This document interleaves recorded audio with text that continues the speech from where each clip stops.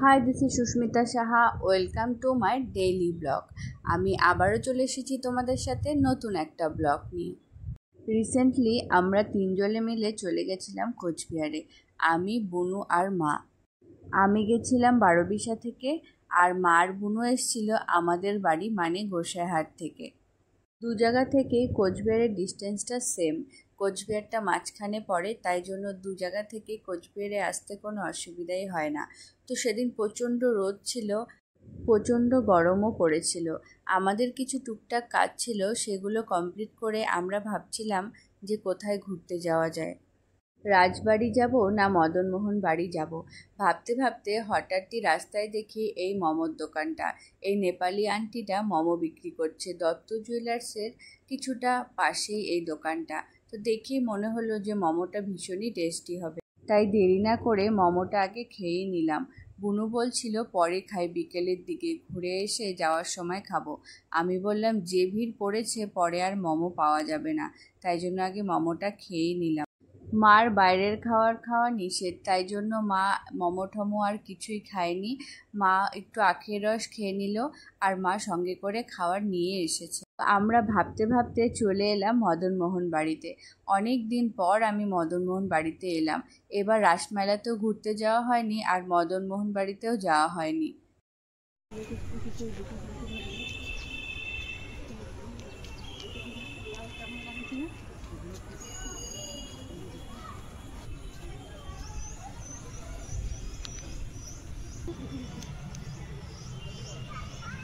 দাদা কই দেখো, ওর বরকে দেখো।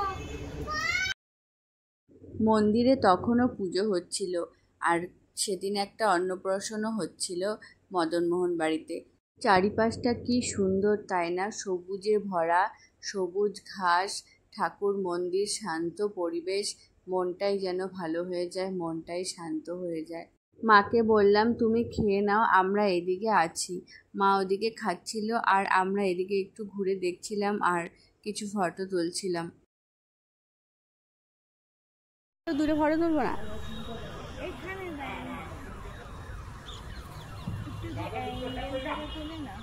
মার খাওয়া হয়ে গেছে, আমরা তিনজন মিলে কিছু ফটো তুলে নিলাম। এইসবই তো স্মৃতি হয়ে থাকবে সারা জীবনের। এই মুহূর্তগুলোকে তো আর আমরা ধরে রাখতে পারবো না। এখন তাও সোশ্যাল মিডিয়া হওয়াতে ফটো ভিডিও করে মুহূর্তগুলোকে ক্যামেরাবন্দি করে রাখা যায়, আর সময় ইচ্ছে হলে দেখাও যায়। আগে তো সেটাও ছিল না। মদনমোহন বাড়ির থেকে বেরিয়ে আমরা চলে আসি ভিমার্টে। জামাই ষষ্ঠীর জন্য মা তার জামাইয়ের জন্য তো কিছু কিনবে, তাই জন্য আমরা চলে আসি ভিমার্টে। এটা কত? এটা কত? 299। হ্যাঁ,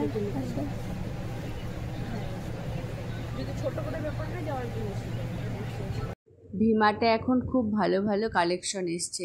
রেগুলার ইউজে পরার জন্য খুব ভালো ভালো টপস আছে ভিমার্টে, যেগুলো 200-150 টাকায় পাওয়া যায় রেগুলার ইউজ করার জন্য।